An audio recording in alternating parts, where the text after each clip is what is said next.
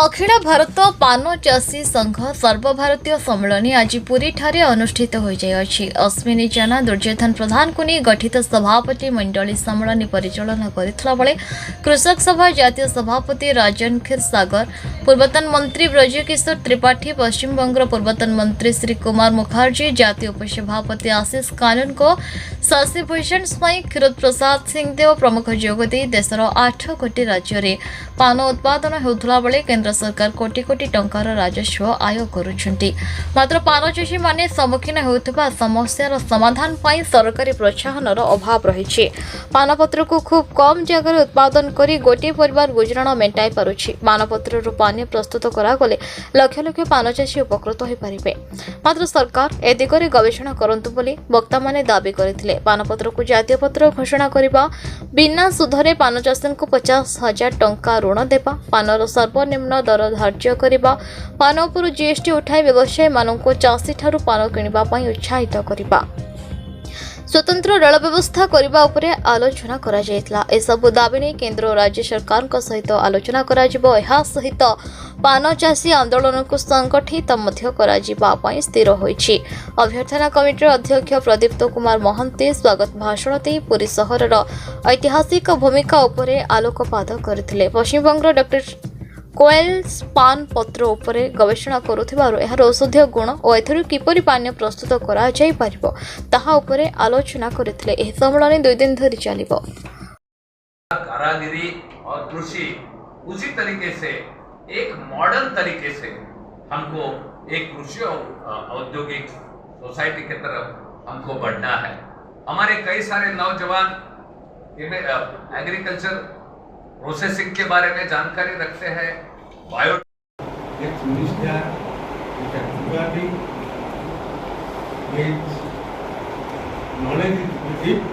knowledge about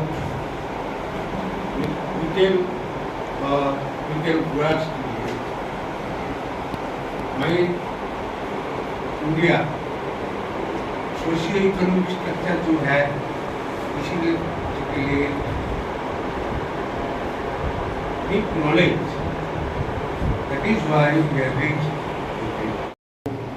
मालूम नहीं सब चीज में आप देते हैं, जीएसटी टैक्स देते हैं केंद्र सरकार। एक्साइज ड्यूटी में इनको माफ कर दिया। बैंक में जो लोन लिया थे 10 लाख से 11 लाख करोड़ रुपया उनको छाट कर दिया, मुक्त कर दिया।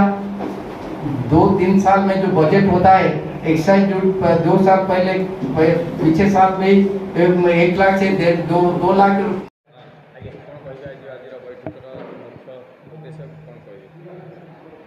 आज पुरी ठारे अखिल भारत पान चाषी संगठनर जातीय सम्मेलन अनुष्ठित होची। यह 2 दिन धरी चलिबो। ए जातीय सम्मेलन रे भारत वर्षर 7टी राज्यरू प्रतिनिधि जोग देइछंती। आपणकर वेस्ट बेंगल, ओडिशा, आंध्र, मणिपुर, बनारस प्रभृति राज्यरू ए अंचल जोग देइछंती। आमे यही सम्मेलन रे दाबी करूचु भारत सरकार तुरंत पान पत्र को जातीय पत्र भाव में घोषणा करंतु।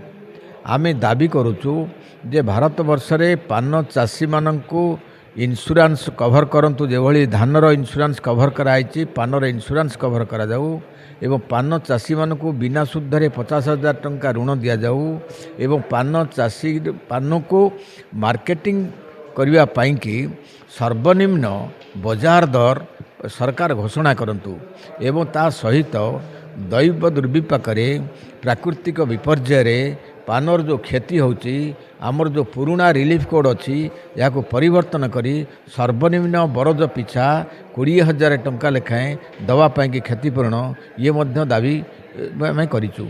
ये सब दाबी की नहींकरी ये सम्मेलन चली। ये सम्मेलन आसंता दिन में भारत वर्षर सरकार को ये दाबी नहीं भेटिबो एवं विभिन्न राज्य सरकार को मान्य ताका प्रतिनिधि माने भेटिबे। ये संपर्क में सम्मेलन में आलोचना होती एवं आगामी कार्यक्रम रे पान चाषी मान को संगठित करने कार्यक्रम ग्रहण कराउछि। अखिल भारत कृषक सभा राज्य उपसभापति प्रत्युकर महांती आज 2 दिन धरी पान चाषी संगठन सर्वभारतीय सम्मेलन पुरी 69 अनुष्ठित हो अखिल भारत कृषक सभा प्रचेषार आज पान चाषी सम्मेलन अनुष्ठित होगा जाऊँगी। विशेष भाव में पान चाषी मान जो समस्या पान चाषी माने दिन भरी परिश्रम करुच्ची किंतु तार जो उत्पादित जिनिस पानर दर होनी मिडल मैन से पैसा खाई दौ तेणु आम सरकार निकट में यही सम्मेलन में आम उपस्थापन करुचु सरकार दाबी करुचु धानर जमी एमएसपी निर्धारण होची तेणु पानर एमएसपी निर्धारण हो सरकार पान चाषी किणतु एवं से सम्मेलन में आलोचना होची पान उपर जो सरकार जीएसटी लगाउछन ताकू तुरंत प्रत्याहार करूँ पान उपर एवं आम ये सम्मेलन द्वारा आलोचना होची पान उपर जो बर्तमान बाउंस दर बढ़ी जाइए सुतुली दर बढ़ी जाइए जो प्रोत्साहन दवा कथा सरकार ये दिगरे पान चाषी की प्रोत्साहन दिंतु से जेहेतु पान चाष को बचई पार एवं पान गोटे औषधीय वृक्ष पान आम संस्कृति सहित जड़ित आम विभागर व्रतघर टू आरम्भ कर समस्त कम सत्यप्रिय पूजा ये आमर त्रिनाथ मेला आदि सब पान व्यवहार आम संस्कृति सहित जड़ित किंतु वास्तव में पान एक अर्थकारी फसल होता चाषी लाभ पाऊनी तेणु सरकार से प्रत्येक चाषी की बैंक ऋण लक्ष टଙ୍କା दिंतु बिना सुधे दिंतु पान चाषर अग्रगति हो एवं अन्य पक्षे पान गोटे माने पानीय जल भाव में आम खाई सारा पान खंडे खाऊ आम हजम हो जाए जदि पानरू जदि गवेषणा करी पानीय आमर प्रस्तुत हुए पान चाषी अंचल ताल निश्चित भाव में आम पान चाषी मैंने लाभवान हे और पानर अनेक औषधीय गुण अच्छी तेणु से गवेषणा करा जाए पान चाष उपर गवेषणा करा जाए पान उपर गवेषणा करा जाए एवं से अनुसार शिल्प प्रतिष्ठा करा जाए औषध शिल्प एपट फार्मासिटिकाल जो शिल्प मान प्रतिष्ठा हुए ताले पान चाषी मैंने लाभवान हे तेणु ये सब विभिन्न समस्या नहीं सर्व भारतीय स्तर में आज आम पूरी बसीचु पान चाषी विभिन्न समस्या आलोचना करवा एवं आज जो आलोचना काली दी दिन आलोचना जो सारांश बाहर ताकू नहीं केंद्र सरकार राज्य सरकार उपस्थापन करवा एवं आंदोलन को जीवा विशेष भाव में गुटका बाबद में खूब शीघ्र आम ओडिशा आंदोलन को जाऊँ तेणु ये सब पान चाषी समस्या नहीं दिनिया सम्मेलन आम आशा करुचु निश्चित भाव में जो आलोचना पॉजिटिव आलोचना होची एवं आगामी दिन में आम लड़े की जीव। मैं राजन क्षीरसागर अखिल भारतीय किसान सभा AIKS उसका राष्ट्रीय अध्यक्ष के तौर पर यहाँ पहुँचा हूँ। जो पान उत्पादक के देश भर के किसान हैं उनकी समस्याओं को लेकर के ये सम्मेलन पहला राष्ट्रीय सम्मेलन हो रहा है। ये जो पान उत्पादक है इनकी मांगों के बारे में इनकी जीवनी के बारे में पूरा अनदेखी केंद्र सरकार करती है। जो पान हालांकि हमारे देश के कल्चर का हिस्सा है उसको एक ऑर्नामेंटल लीव बना के उन्होंने रखा है और उसके चलते या कृषि या हॉर्टिकल्चर के तौर पर इसे जो मदद किसानों को करना चाहिए वो किसानों को मदद करने के लिए सरकार का नकारात्मक रवैया है। उसके खिलाफ लड़ाई का प्रोग्राम जो है मांगे और लड़ाई का प्रोग्राम इस सम्मेलन में तय होगा। हम देखते हैं कि हालांकि ये पान जो है ये गल्फ के आखाती देशों में और बांग्लादेश जैसे देशों में अलग अलग देशों में एक्सपोर्ट किया जाता है, निर्यात होता है, जिसके चलते हमारे देश को काफ़ी सारा फॉरेन करेंसी मिलता है। लेकिन ये किसानों का कंट्रीब्यूशन होने के बावजूद भी ये किसानों के मांगों के लिए कोई नहीं है। इसके लिए किसानों को कोई क्रॉप इंश्योरेंस नहीं है। जब नेचुरल डिज़ास्टर होता है, चक्रवात आता है, अकाल होता है, भारी वर्षा के कारण नुकसान होता है, उसके मुआवजे के लिए कोई इंश्योरेंस में तक इस क्रॉप को नहीं लिया गया है।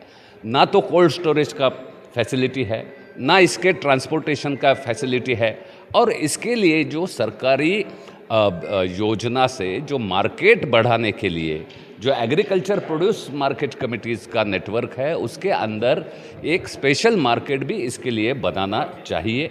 ये सारे बातों के लिए हम लड़ेंगे। सरकार जो नई नीति ला रहा है national policy on for agriculture marketing, उसका हम विरोध करते हैं। वो पॉलिसी सारा किसानी का जो मार्केट है, कृषि उपज का मार्केट, कारपोरेट के हाथों दे देने का और किसानों को गुलाम बनाने का साजिश है। उसके खिलाफ भी देश के किसानों के लड़ाई के साथ में पान उत्पादक किसान भी उससे आगे रहेगा। मुख्य समस्या आपका क्या रहेगा? सबसे अहम बात जो है, तो लोकल ये देश को चलाते हैं साधारण लोग। इसे बात नहीं जिसका पास संपत्ति है, जिसका पास जल स्थल आकाश सब हो गया है, सरकार दे देते जो लोग का कंट्रीब्यूशन में देश चलता है। पुरीरू रमेश साहू रिपोर्ट न्यूज उपांत खबर।